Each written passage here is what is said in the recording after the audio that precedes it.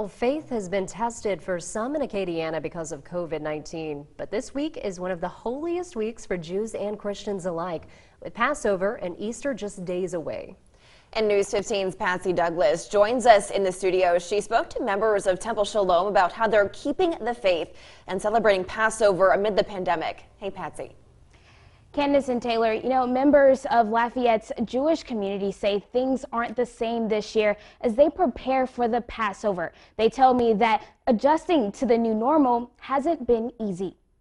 Empty rows and closed doors, closed as COVID-19 impacted faith communities in Acadiana. This whole pandemic started right around Passover. This week, those of the Jewish faith are celebrating the Holy Week of Passover, a time to remember and celebrate their freedom from slavery in ancient Egypt.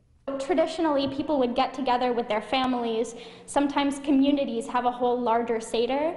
The 8-day celebration consists of 2 seders, traditional meals for Jews, as well as readings from Haggadah and reflection on their faith. We've had to make do.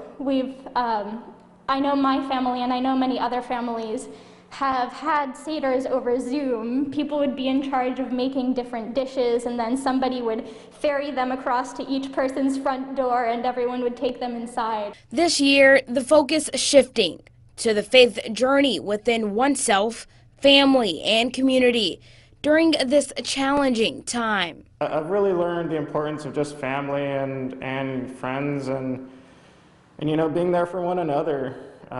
It's been ever more important during this time. It's been hard to meet in person, so we've had to be more purposeful in contacting and reaching out.